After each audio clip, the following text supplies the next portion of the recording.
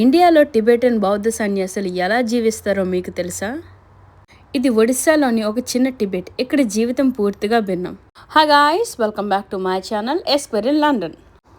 ఈరోజు నేను ఒడిస్సాలో ఉన్న ఒక చాలా ప్రత్యేకమైన ప్లేస్కి అయితే మీకు తీసుకెళ్తున్నాను. ఈ లొకేషన్ ఏమేంటంటే జిరాంగా బుద్ధిస్ట్ మొనాస్ట్రీ అంటారు. Tourist at the same time సరౌండింగ్స్లో ఉన్న వాళ్ళు అయితే ఈ ప్లేస్ని డెఫినెట్గా విజిట్ చేస్తారండి. ఇది one of the famous place అని చెప్పొచ్చు. ఈ లొకేషన్స్కి వెళ్ళాలంటే పర్టికులర్ టైమింగ్స్ అయితే ఉంటాయి. Monday to Sunday morning 8 to మధ్యాహ్నం 12:30 వరకు. ఆఫ్టర్నూన్కి వెళ్ళాలి అనుకుంటే ఈ లొకేషన్లో ఆఫ్టర్నూన్ 2 నుంచి 5 వరకు అయితే ఓపెన్ ఉంటుంది. ఆఫ్టర్ 5 ఇది క్లోజ్ అయిపోతుంది అనమాట. ఈ లొకేషన్ చూశాక ఒక్కసారి నేనైతే షాక్ అయ్యాను. ఒక్కసారి చైనాలో ఉన్నామేమో అని అనిపిస్తుంది. ఇది జిరాంగా బౌద్ధ మతం అంటారు. ఇది ఒక చిన్న టిబెట్ లాంటిది అని కూడా చెప్పచ్చు. మీకు తెలుసా, ఇక్కడికి వచ్చినప్పుడు ఒక వేరే ప్రపంచంలో వచ్చినట్టు అనిపిస్తుంది. ఎందుకంటే ఇక్కడ చాలా ప్రశాంతంగా ఉంటుంది, చాలా క్వైట్గా కూడా ఉంటుంది. ఈ మతాన్ని టిబెటన్ బౌద్ధ సన్యాసులు నిర్మించారు.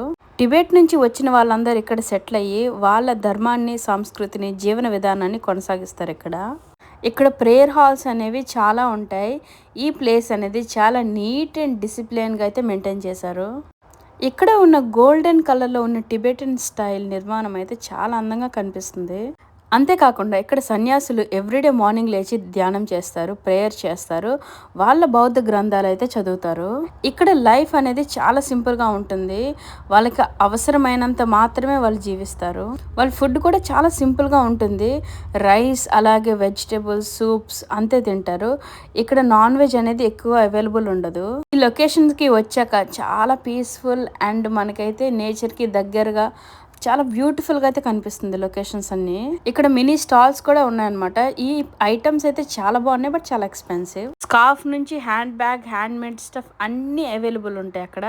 ప్రతిదీ ఏంటంటే వాళ్ళు వాళ్ళ కంట్రీ నుంచి ఎక్స్పోర్ట్ చేసి అయితే అక్కడ బిజినెస్ చేస్తారు. ఇక్కడ చుట్టూ అంతా గ్రీనరీగా అయితే చాలా బాగా మెయింటైన్ చేశారు వీళ్ళైతే. ఇది ఒక కేవలం టూరిస్ట్ ప్లేస్ కాదండి, ఇది ఒక స్పిరిచువల్ ప్లేస్ అని చెప్పొచ్చు. ఈ లొకేషన్స్ చూడడానికి ఎంత బాగుందంటే చాలా మంది ఫొటోస్ అయితే దిగుతున్నారు. అండ్ ఇంకొంతమంది అయితే కపుల్స్తో వచ్చి వెడ్డింగ్ షూట్స్ కూడా ఇక్కడే చేస్తున్నారు. నా రీసెంట్ ఇండియా ట్రిప్ నుంచి నేను ఏమేం ప్లేసెస్ విజిట్ చేశానో ప్రతి ఒక్కటి మీకు లాంగ్ ఫామ్లో అయితే ఎక్స్ప్లెయిన్ చేస్తాను.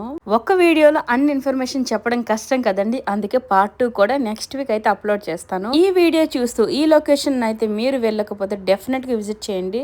చాలా అంటే చాలా వర్త్ ఇట్ అని చెప్పొచ్చు. పార్ట్ 2 వీడియో ఇంకా డీటెయిల్గా అయితే నేను ఎక్స్ప్లెయిన్ చేసి అప్లోడ్ చేస్తాను. మీకు ఇండియా సిరీస్ డెఫినెట్గా కావాలి అంటే మన ఛానల్ని ఇప్పుడే సబ్స్క్రైబ్ చేసుకోండి, లైక్ చేయండి, షేర్ చేయండి, and don't forget to press the bell icon for more updates.